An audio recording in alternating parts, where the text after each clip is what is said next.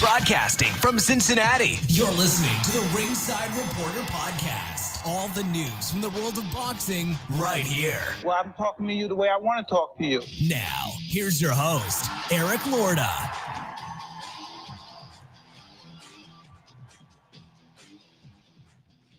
And we are live. Welcome to the Ringside Reporter show, where we talk about the latest boxing news.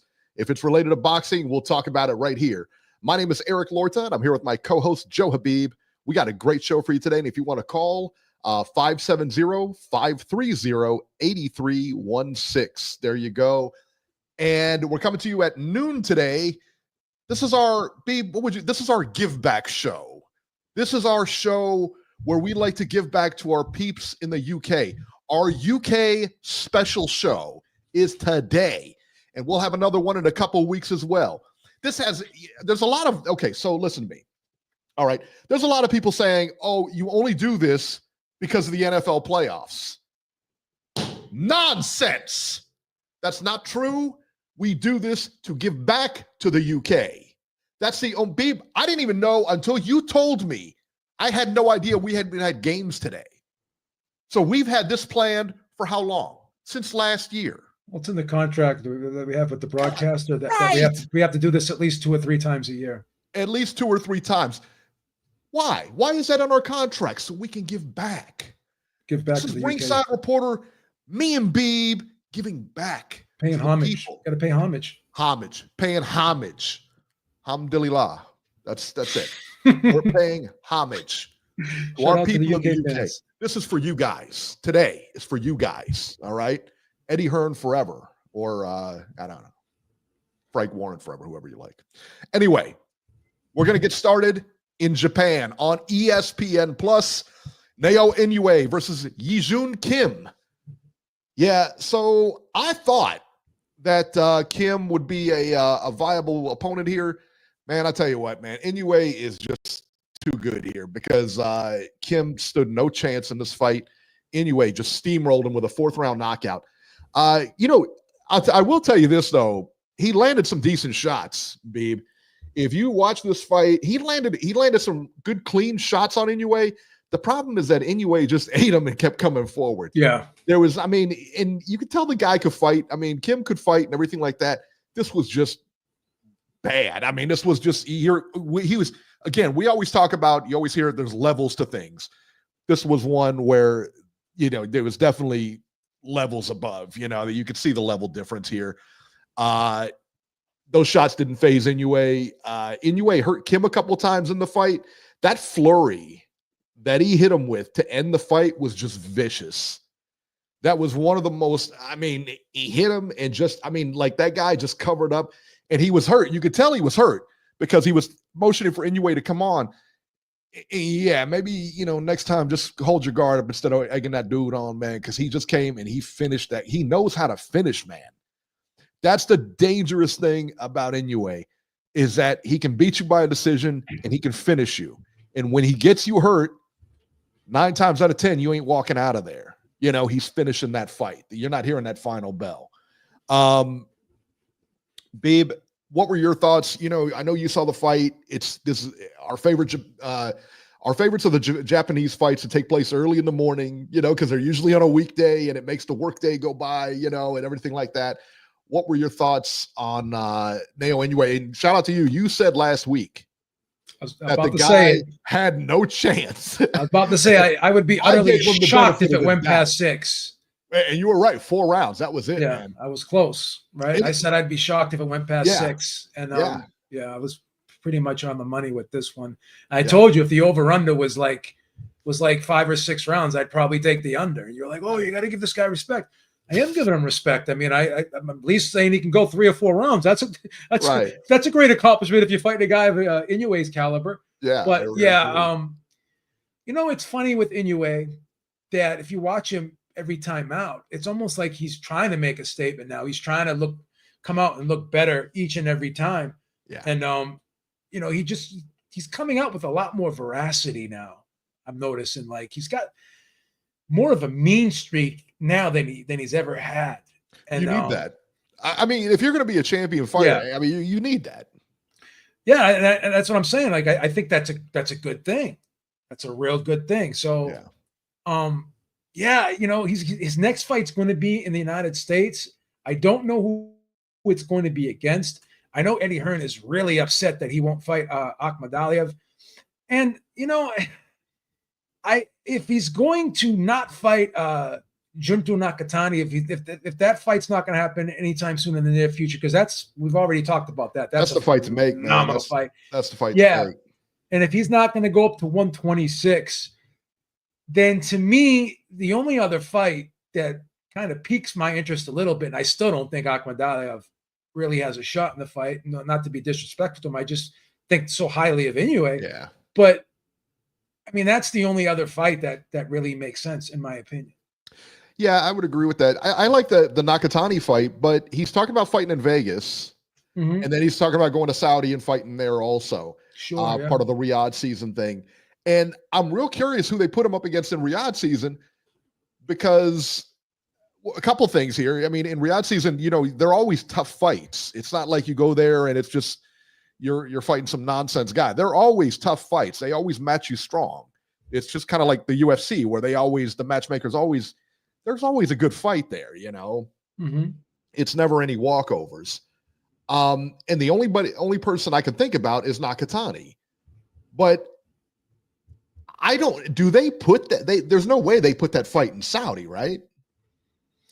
I mean, I guess it's possible. No, I don't know. There's no way they put that fight in Saudi. That would be a no-brainer for a homecoming fight, right? In Japan, no? Put it in a dome or something over in Japan? It makes no sense to do it anywhere else, right?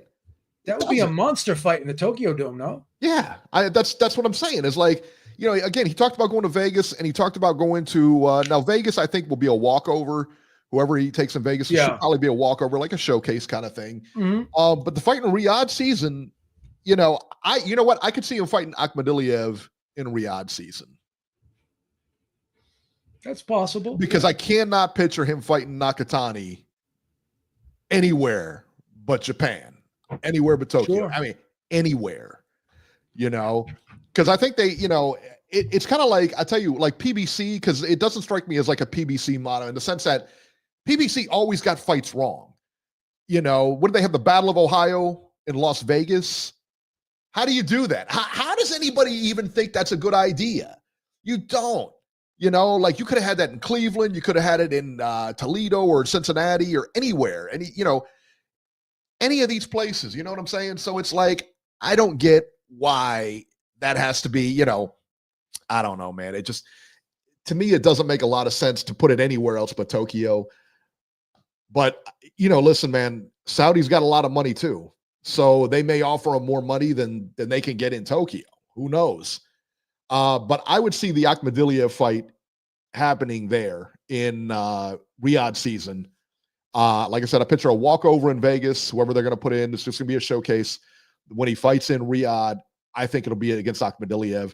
And then who knows, he could round out the year or early next year to target Nakatani. I know Top Rank's anxious for that fight, probably anxious for that fight. Would it be a big fight in Japan? I don't know. I mean, I would think so. It would make sense to me that it would, but that's my take on it. Just like I said, if you have two Australians fighting, you're not going to put them in Las Vegas. You're going to put them in Australia, right? So just makes sense. Where does Inoue bounce out on the pound for pound list? Because you said, according to the title, babe, you said Inoue is the best pound for pound, and it's not even close. So let's hear you defend that. I'm going to go with Usyk here because of level of opposition. Definite level of opposition. I think it's Usyk.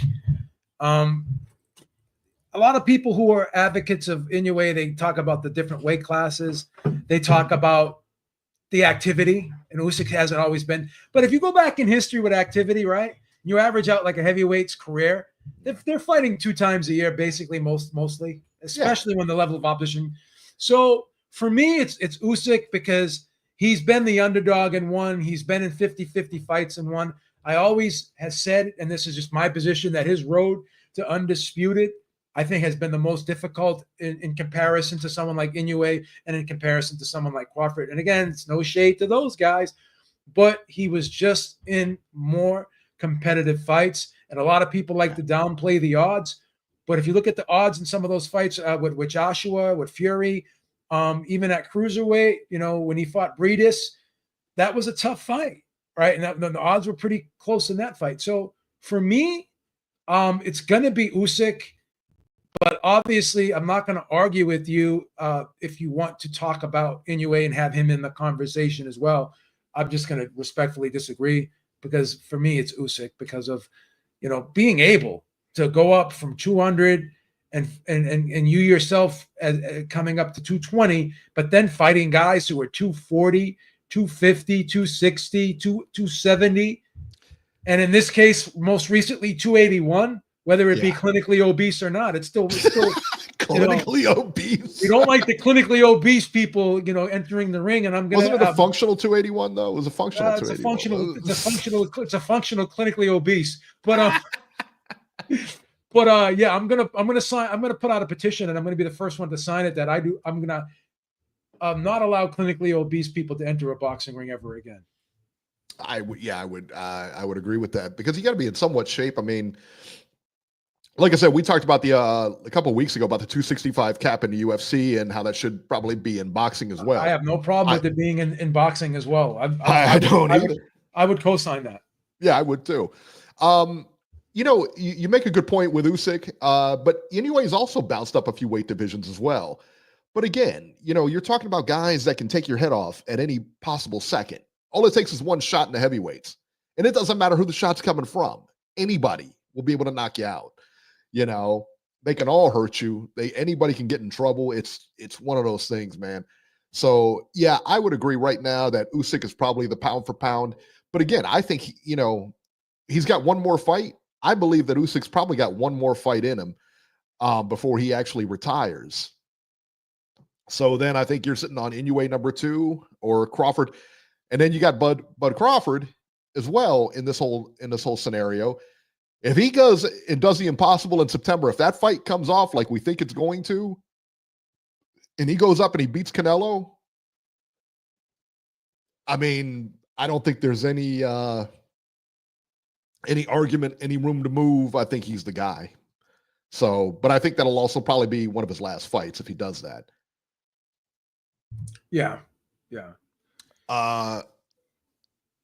Hade Oladipo says, Beeb, Eric, do you guys give Nick Hall a chance of beating Inoue? No. I do. I'm a big Nick Ball fan. Stop it. Nick Ball fan. I'm a big You think Nick Ball is going to beat Inoue? I think he could. Stop it. I think he could, man. No. 126, Nick Ball. Buzzsaw, inside fighter. Crowd him. Crowd the mid-range guy. He's not beating Inoue. Taking the odds, brother. Taking the odds. What if that fight took place in Riyadh season? It's a good one, man. It's a good one. Not bad. All right. So that's the Inoue stuff right there. ESPN Plus. This is the fight that everybody waited for. Omar Chavez versus Misael Rodriguez, 10 rounds, super middleweights. Omar Chavez loses by unanimous decision to Misael Rodriguez by the scores of 98-92, 97-93, 96-94. That's not a close decision right there. That's a wide decision. Very wide. Is boxing for the Chavez brethren pretty much over here? Well, we have to say the apple did fall far from the tree. Well, you ain't lying. Like the tree is, when it comes to this family. Yeah, like the tree's in Mexico, the other tree is in Maine where the apple fell. Exactly. I mean, that's how far it is. Yeah, I think Houston, we have a problem here. Yeah. Neither one of those guys are Hall of Fame level, of course, obviously not Hall of Fame level. But I will tell you, it doesn't really, listen, they both had good careers. They both had solid careers. They both fight and everything like that. Junior, won titles and stuff like that. But they, listen, you're talking about like Michael Jordan's sons could never play pro basketball. You know what I mean? It just happens. I mean, well, let me ask you this. There's a thing. Go ahead. I'm sorry. Let me ask you this. LeBron James's son. look at the difference there. Now, Bronny James, Bronny, the one who, and he shouldn't even be in there. He's in the G League now, from what I understand. Yeah. He's playing there. He was drafted by the Lakers. And the only reason, this kid didn't even start at USC, right? He was playing at USC, didn't even start at USC, but somehow got drafted by the Lakers. Yeah. Where his dad plays. Shocking. Correct. They did that to put people in the seats is what Of course. I mean, so come on. Affluenza, that's a good one. He said the Chavez boys contracted the disease affluenza. He's right. He's right. Because it's, listen, part of this, part of what makes a great fighter is that struggle. And that's what gets you the meanness. That's what gives you that edge, and they don't have that. And it wasn't Marvin Hagler was the one who said, it's hard to get up at 6 a.m. and run when you're wearing silk pajamas. Correct. And that's a fact. You know what I mean? It's a fact. When you have it, when you have to do something, it's different than when you want to do something. I agree. When you get the option, it's a little bit different than having to, so yeah, I mean, it's one of those things. So Omar Chavez, again, losing by unanimous decision. Let's go to Vegas on DAZN. Diego Pacheco versus Steve Nelson, 12-round super middleweights. Diego Pacheco wins by unanimous decision, 117, 111 on all three cards. Both guys were undefeated coming in here. We kind of figured that Pacheco, definitely the house fighter. Where does Pacheco go from here? Because it was a one-sided fight until maybe the last couple rounds. I know that Nelson came on a little bit.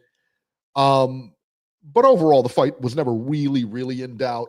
Where does Pacheco go from here? Who does he fight next? Again, I'd love a Berlanga fight. I'd love a Munguia fight. I'd love an Mbili fight. Yeah. Question is, at 23 years old, are they willing to step him up to that level? I mean, he's ranked in all of the sanctioning bodies.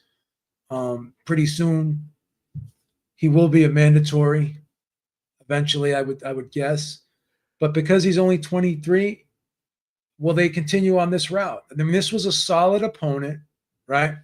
This was an opponent that I think was brought in there because he was durable. He had decent skills.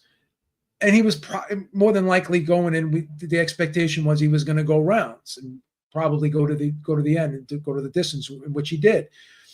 But in a fight like this, I thought it was very one-sided. I thought Pacheco had advantages in just about every department. And I think that he was able to dictate the pace of this fight. And each round was kind of like a wash, rinse, repeat of the prior one. So does this do anything for Pacheco? Keeps him busy. Yeah. Get some rounds against a solid guy. It's a good stay busy fight. Good stay busy fight, but as a fan, I'm gonna be wanting more. Yeah. I'm gonna be wanting more. Pacheco is not perfect, but again, he's a very skilled fighter himself. And because other guys like him, like you can look at a lot of guys of this division, there's a lot of vulnerabilities in all these guys. Like Mbili is a very aggressive guy, but sometimes he's a little bit overly aggressive, and he opens himself up to counters, right? We've seen Berlanga hasn't set the world on fire either, right? He's another guy that has some question marks. Caleb Plant, right? He's been in some tough fights before. That's another great fight that could be put on the table for a guy like Pacheco. So I think all these guys have their vulnerabilities, and because of that, when you match them all up, it makes for intriguing fights, right? For sure. And it makes for possibly more than likely entertaining fights as well. Yeah. So yeah, I think for me, the best opponent next would be Berlanga. But would Berlanga take that fight? Yeah. Somebody in the chat mentioned Beck the Bully, Melkuziev. That's not a bad one either. Not a bad one. Not a bad That's one. not a bad one either. Yeah. I think it's time for him to, like I said, them name guys, man, that's going to be good. It's going to be good. He's a good fighter. Decent fight. I didn't think, a lot of people saying this was a close fight. I didn't think it was that close. Yeah, so, it was, what's amazing is he came on at the last couple rounds, but that was it. Yeah. I mean, it was, I think Pacheco won bare minimum 8 possibly 9 rounds, right? I think you can go as far as that. But the thing is this, I think when a fighter doesn't blow somebody out and doesn't thoroughly beat someone up round after round, and the expectations aren't what happened, like the people's expectations aren't met, then maybe they sometimes give too much credit to the other guy for doing more. And maybe it's just that, you don't have to dominate every round to win a round. So were they given the benefit of the doubt to the opponent? Because basically, he hung in there and he was making Pacheco work harder than you would have expected Pacheco to have to work hard, maybe in some people's opinion. So I don't know. But I did look at the average fan scorecard on BoxRec, which I like to do after fights. They had it a draw. The average fan score had this fight a draw, and I just did not see it that way. So. No, and it's, again, man, that's why, when people yell at judges and everything like that, it's difficult. It really is. It's difficult. Again, when you're a judge, you're ringside, I gotcha, but you're watching one angle. You're watching one angle, whereas everybody else has if you're at home, you have the ability of multiple angles, and it's so subjective. What one judge likes, the other judge may not like. What some people like, the other people may not like. Some people like aggression, some people like defense, some people like and I get the criteria is there. However, it's not just cut and dry. And you got a guy like Pacheco who kind of likes to lay back. He's methodical. Yeah. He's a bit reserved. He lets the fight kind of unfold. He likes to box from the outside. And then you got the other guy who's really trying hard to work his way on the inside, coming forward. Does the impression of the guy who's really putting forth a lot of effort to try to get inside? Yeah. Are you giving the guy style points for that? I mean, it depends, right? We don't know, right? It's like art. It's all subjective, man. And that was like Harold Letterman. May he rest in peace. He tended to favor the guys who came forward. He didn't like guys who fought off the back foot. Yeah. So, and he gave Pacquiao decisions in all the fights against Marquez just because he preferred Pacquiao's style, which I thought Marquez won I thought Marquez won the third fight and the second fight. The only fight I really had Pacquiao winning out of those 4 series of fights was the first one. Yeah. And I kind of agree with you. I didn't think Pacquiao won those fights either, to be honest with you. That first fight especially, I thought that was a Marquez fight, but who knows?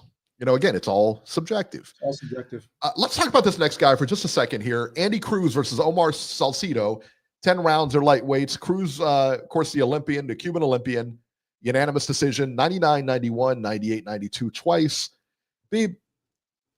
I look at this guy is 5-0 with 2 knockouts. All right, and he's an up-and-comer. Just got out of the Olympics. This guy's not fighting guys with his record. He's not fighting guys with 8 wins or 5 wins. He's fighting guys with 35 wins, 26 wins.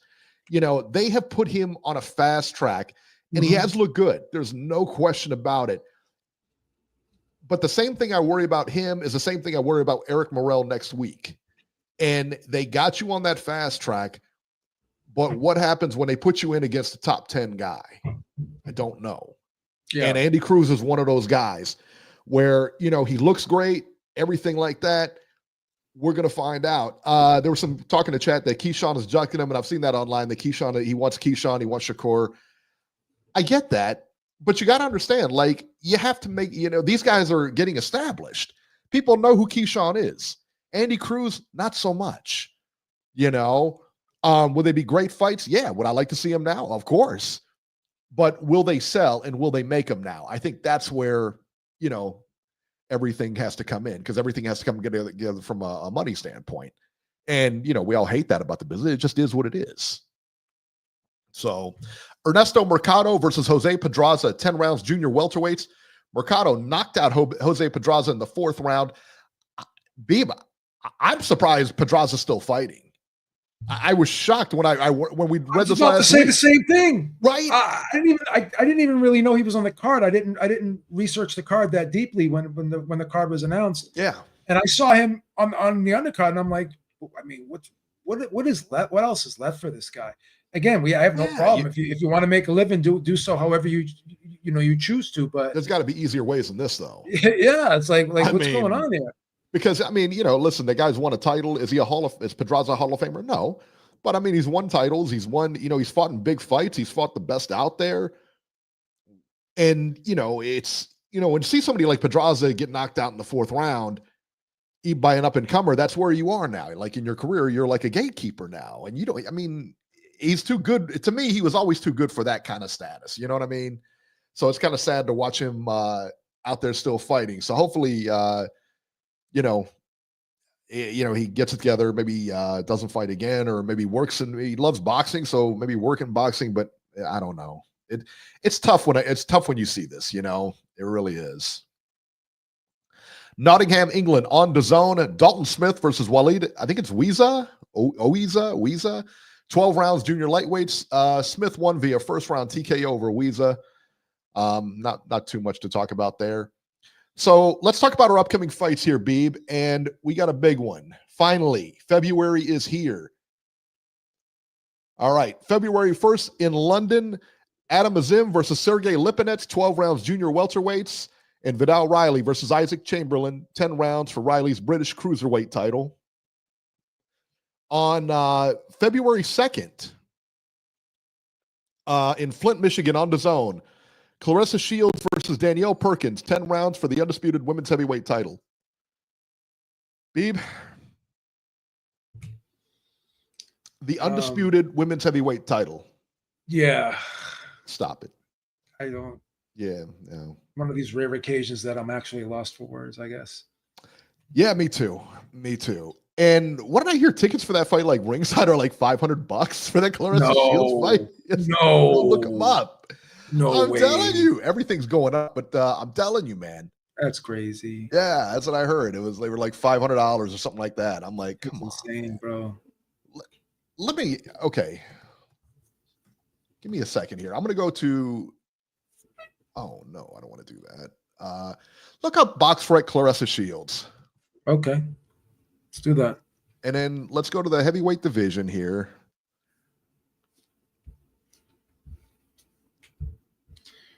Well, I know exactly where you're going to go, and this is going to kind of be.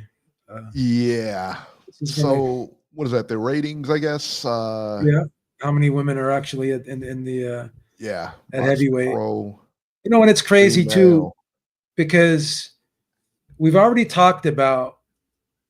Yeah, there's 18 women in the heavyweight division. We've already talked about. On, man, 18. We've already talked about the challenges at the higher weight classes in women's boxing, because there's not many people and not many women in those higher weight classes.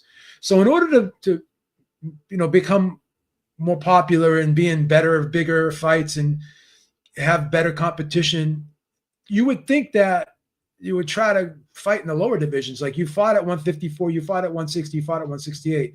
So the higher you go, the less competitive the fights are, and the less combatants you have to go against. So 1,583 in the male division, by the way. Yeah. So by moving up the heavyweight, yeah, it's a great feather in the cap. You can argue it's a good accolade, whatever, you're trying to collect trophies, but it's not going to put you in fights that people are actually interested in seeing you participate in. Right? Right. So that's the problem. That's the problem you have. Yeah, I mean, and Aaron Daly said ticket prices are expensive out there. You're not lying. It's ridiculous. Now, Donnie says it's $40 for ringside. Let's look this up. All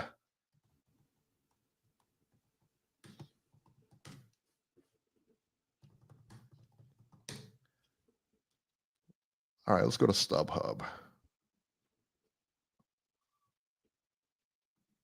All right, here we go. 2 tickets. Yeah, 500.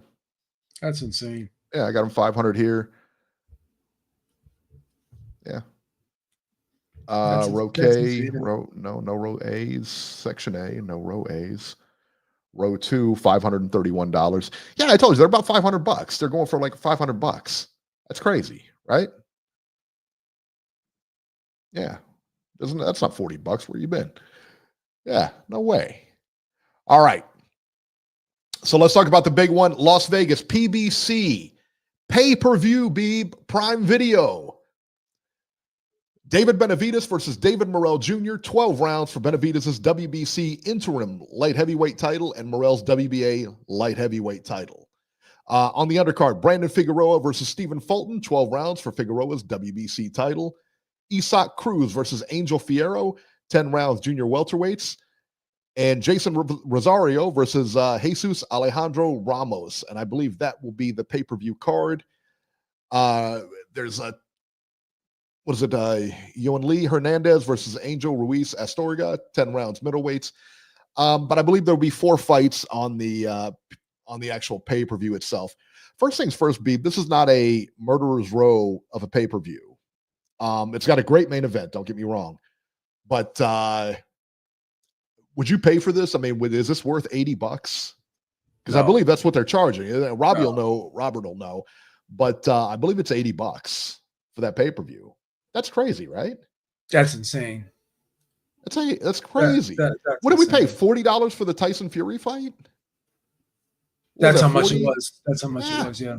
You kidding me? $80? $80 is insane. And the undercard's not even that strong either. It's not at all.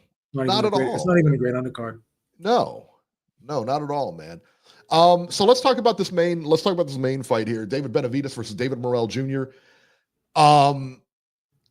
Look, man, I've said that I think it's a mismatch, and I think Benavidez walks him down all night. I don't see him knocking out Morell, but I see a 9-3 type of fight. To me, it's Benavidez, the pressure that gets to his guys. Not to mention his cardio is there. He's typically pretty sound toward the end of the fight, meaning he's got great cardio. Morell has no plans to stand and slug with him. I guarantee that. Morell is not going to stand in front of him.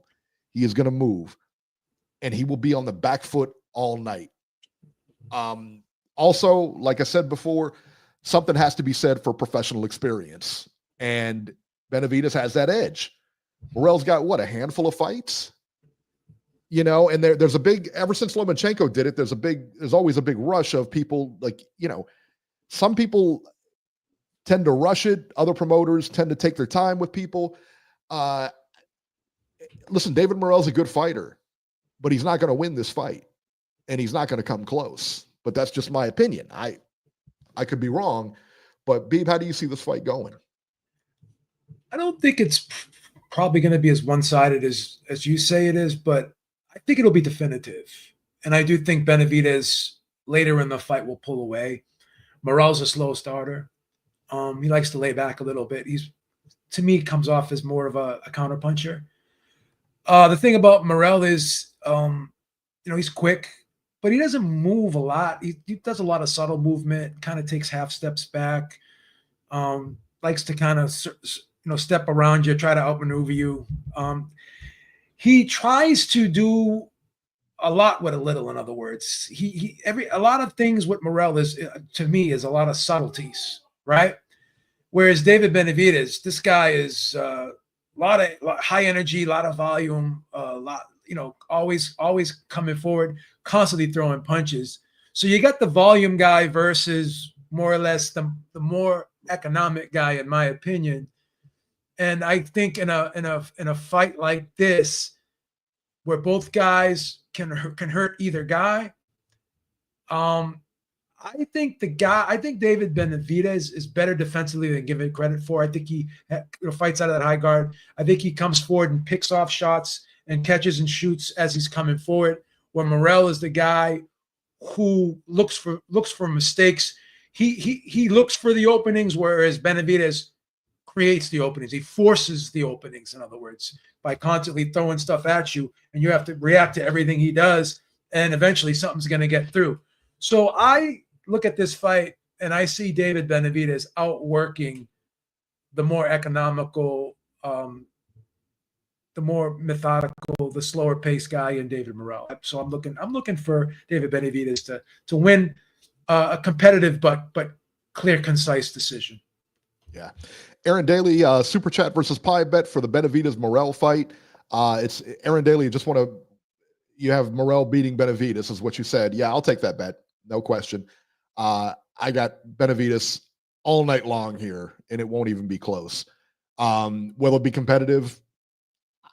I'm not sure. I don't know. I don't know that it's really going to be competitive. All I know is Benavidez gets his hands raised at the end of the night, and yeah, you're on. If that happens, I'll take a pie next week. If Morell wins, I will take a pie next week, no matter how he wins. If Benavidez wins, we're gonna hold you to that super chat. So there you go. Under a microscope says, but Eric, you're paying for a premier boxing championship fight. what was I thinking? $80 for that fight, though, Beeb.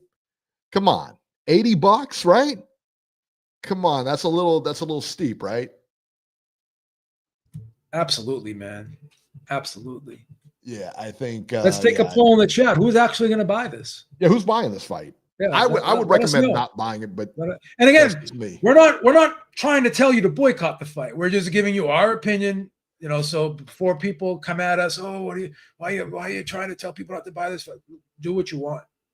Do what you want. Do what you want. Just telling you what I'm just telling you what I'm doing. Telling you what we're doing or not doing. So there you go. Let's go to Robert here, 530, maybe. Let's see here. 530, you're live. Hello, guys. And there's no way in hell I'm buying.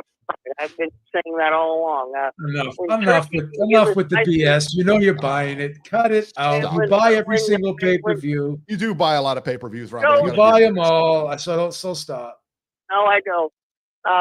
But when Turkey can give us $40 for Tyson Fury, Alexander Usyk, Al Heyman is asking people to double that. No, thank you. I'm not buying that. Good luck, guys.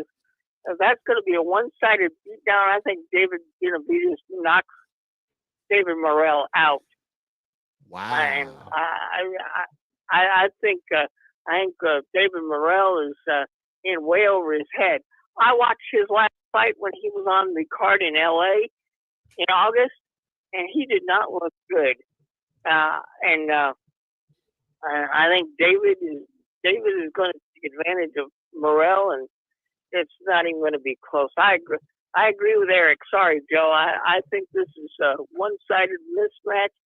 And I think David Benavidez is going to get rid of David Morell, probably within 6 rounds. Wow. Wow, that close. I don't think he knocks him out. I'll be honest. I don't think he knocks out Morell, but I think it's a pretty one-sided beatdown, though. Please, Robert. Well, now, look, in August when he fought, he didn't look good at 175. There's some people that can't move up and do well. So I'm worried about his conditioning and what shape he's going to be in, because they put him in against a guy that he should have beaten pretty easily. Yes, he got the decision, but he struggled. So I don't think 175 is good for him, and I think Benavidez is going to show any weaknesses that he has. There you go. But you're not paying for this fight, are you? No, absolutely not. Like I said last week, February 1st, Prime Video is going to charge $80. March 1st, they're going to charge $80, and I'm not buying either one of those. You are too. Cut it out. Oh, stop it. Cut the crap. You're buying it. Stop it. As far as the monster goes, Nick Ball is a good choice for Saudi. I like that fight, but also I've heard that it could be Bam Rodriguez for the Saudi date for Inoue. I don't think Bam beats Inoue. I mean, Bam's great. He's a talent. I don't know if he wins, but I've heard that his name is possibly for that date whenever that happens. Enough with these pretend rumors that you create every week. Where did you hear this from? It's not been out there. You're acting like Mike Cappinger now, all right? And I'm getting tired of it. Ho! Please. Mike Cappinger. I know you couldn't have your Sunday morning waffles today because you had to call into the show early. I know Mrs. Herrick, had to eat them herself this week. And I know you're a little bit out of sorts as a result of that. But that doesn't give you the right to create false rumors, Robbie. Let's just put that out there, okay? Please. I don't think they're false, but that's okay. And as far as Pacheco goes, he's already number 1 ranked for the WBO. So they could call his mandatory at any time. So, and we'll look for Canelo to drop that belt if he doesn't want to take that fight. But like I said last week, I think Pacheco would be a good fight for Canelo in May if he wanted to actually have a fight in May. But my question about Pacheco is, not wrong. He's 6'4". How much longer is he going to be able to stay at 168? You know what? He's not wrong. He's right. The Pacheco, that's going to be the fight in May, is Pacheco. Yeah. Two Mexicans, Cinco de Mayo, and then followed up by Crawford in September. Because Canelo is not fighting Benavidez or anybody like that. He's not going to fight any named guys. They were saying that Crawford would probably have an interim fight too. They were saying, and the rumor was that he may be fighting Sergey Derevyanchenko. I don't know how true that is, but that's not an easy night out. I mean, I don't remember who they said Canelo would have for an interim opponent, because that's how Turki Al-Sheikh likes to operate. He loves to have these interim fights before doing the big one. And Canelo likes. It could be Pacheco because he is the number one mandatory in the WBO. Yeah, but my question about Pacheco, he's 6'4". How much longer can he stay at 168? I don't know, Robert. He's 23, so payday. So he's 23. He's fine. Yeah, he's 23, so he's still young enough to get the weight off, probably, right? It's usually when you get older, the older you get, the more problems you have taking that weight off. You know what I mean? That's true. But I didn't realize how tall he was until they put it on the screen yesterday. I was like, holy cow. And I got to thinking, he's only 23, but that means later on, you give him another year or two, he could be dangerous at light heavyweight. So there you go. What have I been saying? What have I been saying, Beeb? You've been saying it, yeah. I've been saying it, right? I've been saying he's going up. He's going up, son. Right? I'm telling you. All right, Robert, we're going to put you back online on hold here. Let's go to New York City. New York City, 718. You're live, 718. Hey, guys. What's going on? It's Rob from New York. Hey, Raphael. How you doing? I'm doing well. Nice to hear from you guys. I wasn't able to call. I didn't know you guys set up a new phone system, so this is nice. I went to the board of directors, man. I made sure we got the resources. I went to the board of directors. I did some negotiating, and I found, we found something that worked out for everybody. You worked out that split.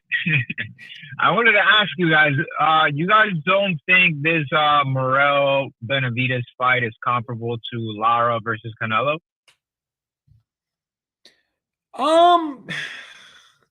That's a good point. Maybe. Good. It's plausible. You think Lara, because I think Lara has faced Paul Williams and who else he had under his resume? I think he had one more guy. Here's the thing, Raphael. The reason why I could maybe say no is because Morell is not like Lara. Like, they're kind of both counter punches, but Lara's more of a mover than Morell. Morell's a little more subtle in his movement, right? But I can understand where you're coming from the aspect of maybe the pressure fighter versus the counterpuncher, but once again, Canelo was never a volume guy like David Benavidez. But from the aspect of pressure fighter versus counterpuncher, absolutely. I mean, if you want to frame it that way, I could see that comparison. Yeah, I was talking about more in the base because I think stylistically that they're completely different styles. I think Lara moved a lot more. He was more of a sniper. And I think Morell has pretty much been kind of marketed as a guy that has power and has pop, and he's kind of like the quote-unquote phenom. But I think more about in the amount of fights that Morell has had. I don't think Lara had that many fights when he faced Mayweather. I think he probably had about 14 to 15 fights because he had also just came out of Cuba. But with that said, I just wanted to get back to comments that you guys were making regarding Pedraza, and I promise to bring it back to this Morell topic because I am a huge Benavidez fan, but I also understand the business of boxing, and at least I feel like I understand. So Pedraza is in a situation where he's just pretty much a name, and he's practically, selling out his name. And when boxers have either a marketing push from a good manager or they have the funds behind them. They're able to make those matchups to bring in those name fighters that they know they can get an easy win, but you can stack them in the resume. But when you have fighters like Morell, I don't think there's enough money behind him in order to give them that push to get those names under him. So a lot of the times they go under the radar because if there isn't, you can't make those matchups because those fighters are too expensive. I think Paul Malignaggi had explained this a while back with Haney, because Haney had the Yurkis Gamboa, he had the Linares. Like, those guys are expensive for you to make those matchups, especially after they're washed up. They'll fight you, but they'll fight you because it's for a paycheck, not because they have any expectations of winning. It's just part of the business. You become a gatekeeper, and unfortunately for Pedraza, it's sad for us as fans to see it, but this is another paycheck for him. For Morell, I don't think he has that marketing money muscle behind him to actually build those resumes. Like Canelo's a perfect example. Like who was pushing the money for Canelo to fight mostly at 40 years old? I mean, like, you really think about it, like, someone had to pay mostly. Someone had to pay those guys money to build that resume on Canelo. Like, you don't build stars overnight. It's little by little. And, you get to kind of, push now and say, well, Canelo has the best resume in boxing. Like, no, there's a marketing machine behind you, pretty much, who builds you into a star, and then you milk the cow, as they say, by making money out of it and generate, because everything is a business. There's a reason the guy doesn't want to face Benavidez, and most of the sanctioning bodies are behind that, is because honestly that cash cow is going away.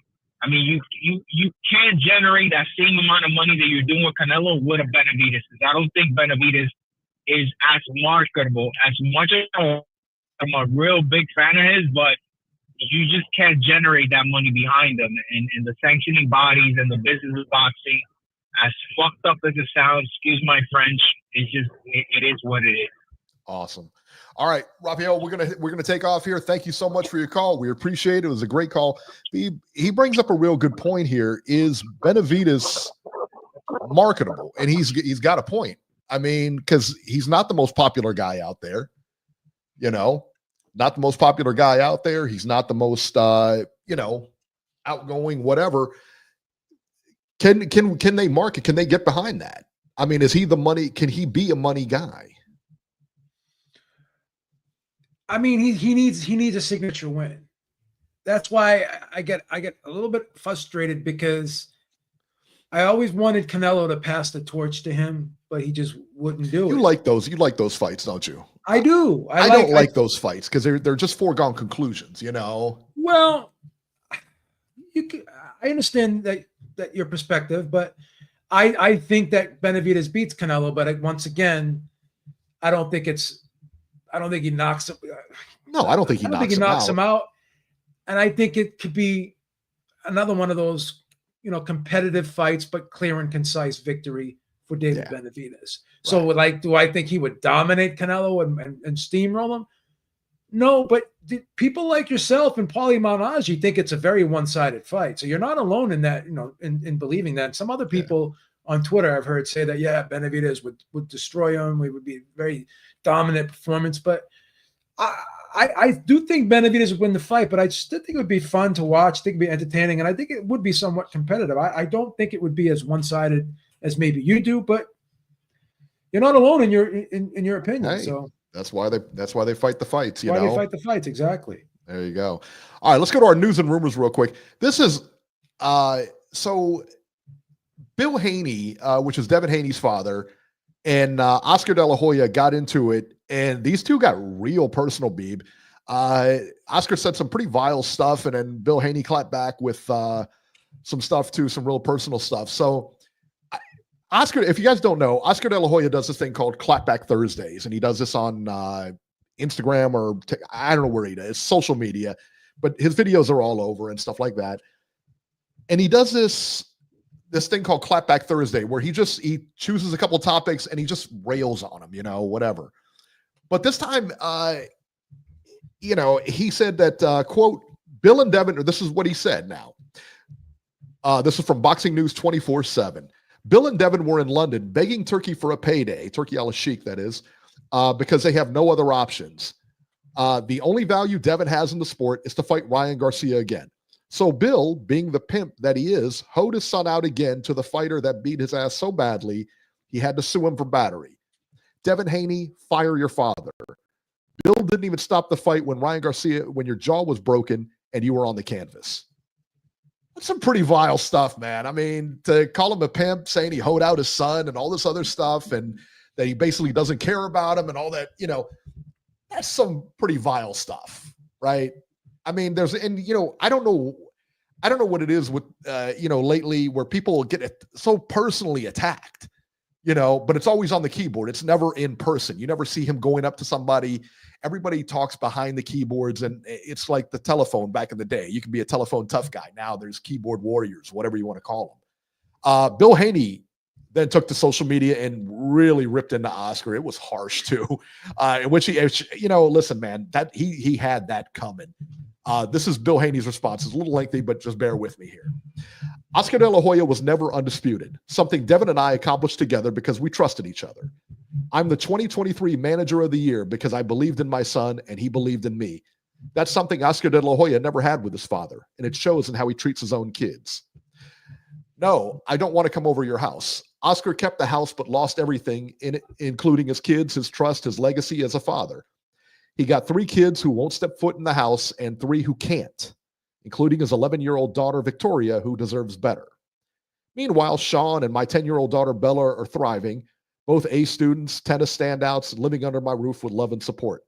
So, Oscar, before calling us crybaby bitches, remember that your kids who are crying for their father for real. So that was rough, man. That was rough. We've talked about this on several occasions, and we've always said this guy has more skeletons in his closet than a prehistoric museum, right? We've already talked about this. So for this guy to go at people, the guy, the kettle calling the teapot black, the guy who lives in a glass house himself, for him to keep going at people like this when there's so much ammunition that could be used against him is beyond belief for me, right? So everything Bill said was true. And if I'm scoring this, that's not even a decision. Bill Haney wins that like by first round knockout. Because he's criticizing him as a father. And De La Hoya's not even a father. You know what I'm saying? It's like, what are you doing? I don't have kids, but I know a lot of people that have kids, and I see how everyone I know that has kids, thank God, they have great relationship with their children. And I see it, I see it. And it's probably the most beautiful thing in the world, seeing something like that.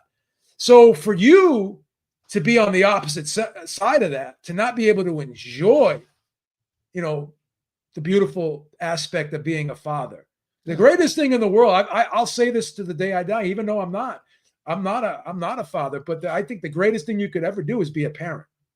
That's the greatest gift in the world to me is the gift of life, children, right?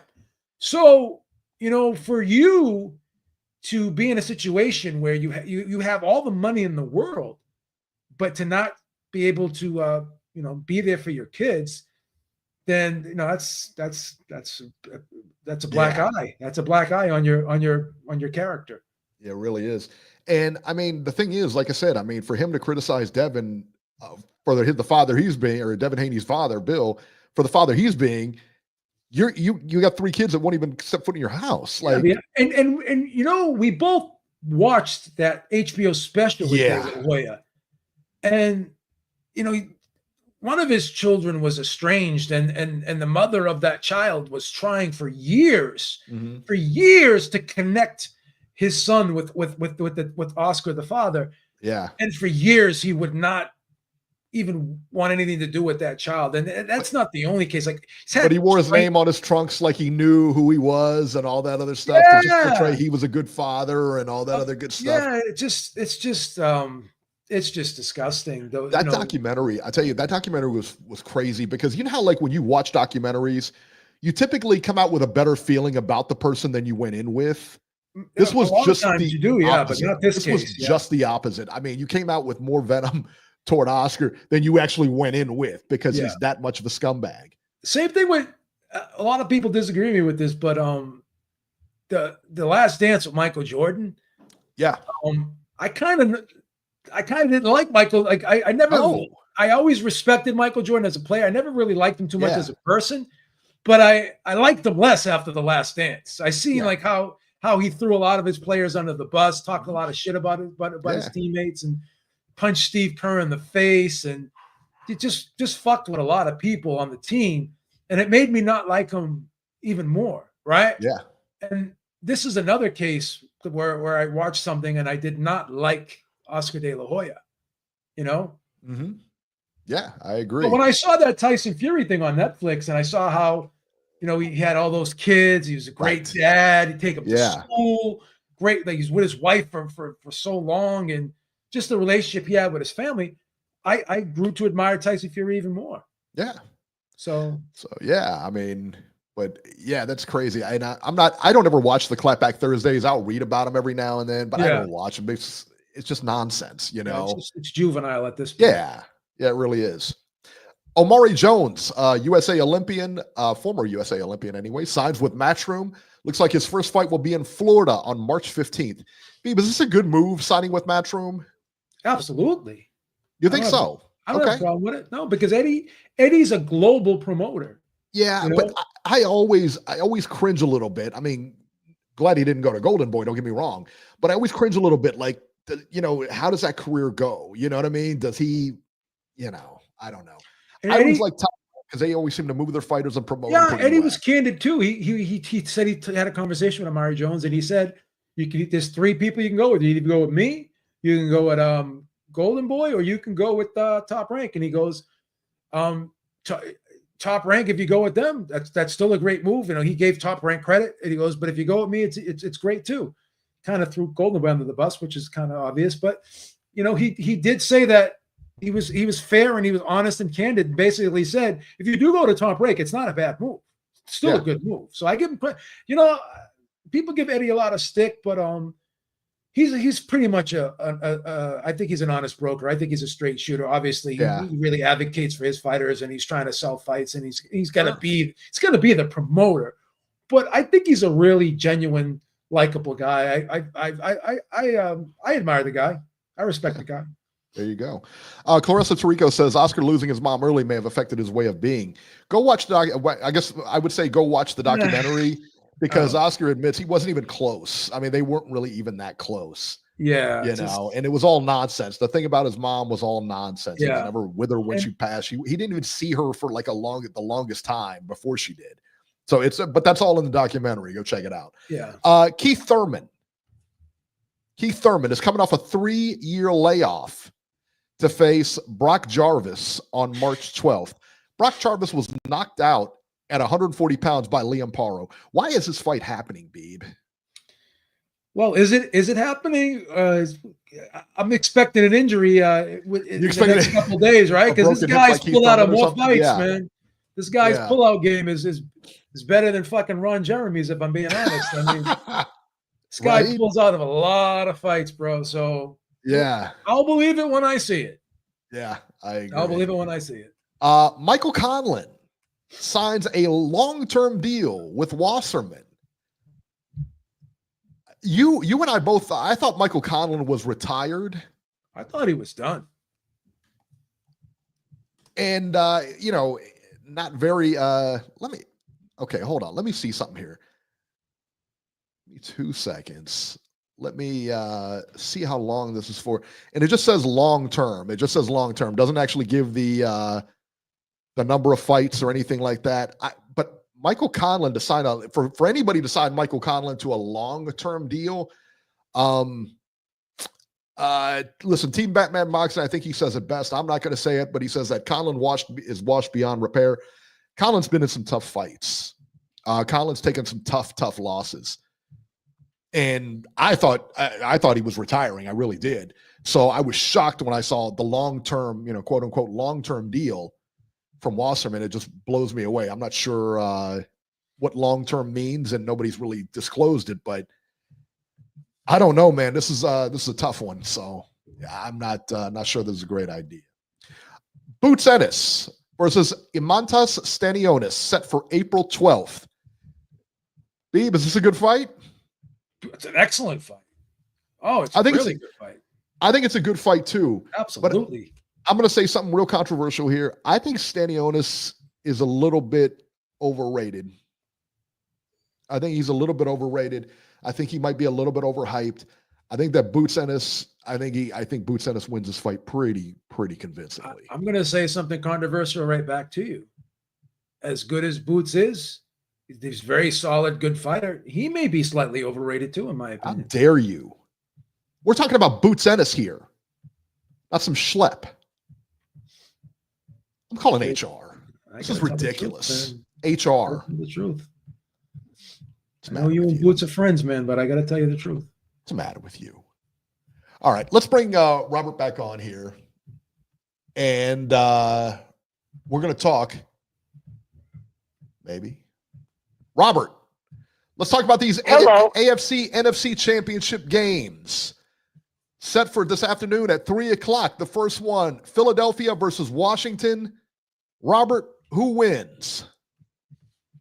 Well, last week I picked the Eagles because I think Philadelphia is a better team. But during the week, it was disclosed that Jalen Hurts is going to be wearing a knee brace. And he's got to be able to move in the pocket. And if he's not able to move very well, Washington has a much better chance of winning if he's compromised. I mean, what Jalen Daniels has accomplished as a rookie is beyond belief. And if Jalen Daniels wins today, he would become the first ever rookie quarterback to go straight from college straight to the Super Bowl. That has never been accomplished before. No rookie has ever done that. So do you think that he makes some mistakes there? Some rookie mistakes? Well, I've been waiting for him, Eric, to make rookie mistakes all year long, and he has not. Yeah, I get it, man. There's a big game though today, Robert. It's a big game. So who are you taking, Robert? You taking Philly or are you taking Washington? Well, knowing what I know now, I'm going to take Washington because I think Hurts is going to be too damaged. I think Washington will pull this off, and in the other game, I think Kansas City will pull it out. But I'm going to be rooting like hell for Buffalo because I'm tired of seeing the Chiefs in the Super Bowl every year. Yeah, me too. I don't want to see a Chiefs-Eagles Super Bowl again. I just don't. I can't. No, I want to see Buffalo and Washington, but I don't know if we'll get it. There you go. I don't know. All right. Because see, the problem with Buffalo, Eric, is they can win. They can beat Kansas City in the regular season, but when it comes to January, they can never do it. So I don't know. Might be their year. It's a psychological thing with that team. There you go. So, all right, Robert, I'm going to put you back on hold here. Okay. Let me ask you a question here. Your brother is big into football and other sports and everything. You're not so much. But who does your brother like in the Buffalo game, the Buffalo-Kansas City game? Kansas City. He likes Kansas City. You like Kansas City as well, right? Yeah, I like Philadelphia and Washington. I think he said he liked I want to say I think he said he liked Philly in that game. I think he did like Philly in that game. Yeah. Yeah, he liked Philly in He's that game. concerned with the odds. This is interesting. Talk about this for a second, what he said about the odds. He's concerned with the odds because he thinks the Chiefs should be a bigger favorite. They're a -2, and he thinks they should be like a -4, 3 or 4. Now, you may say, B, that's only a couple points, but yeah, I don't know, man. This is a game of inches sometimes. Yeah. And for them to only be a 2, They must know something. I guess it's even down to like a 1.5 now, and the line moved. I think it's down to they're a -1.5 now. So he thinks they should be as high, at least 3 or 4. So he's concerned that does Vegas know something that we don't, and are they trying to entice bettors to bet on the Chiefs? So yeah, it's an interesting take. It's a very interesting take. I'm taking Washington and KC. I think that's going to be the Super Bowl. Washington and KC. I think Washington's going to pull the upset. We'll see how they do. All right, guys. That'll do it for this edition of Ringside Reporter. As always, you can catch Joe Habib on X at jhabib1.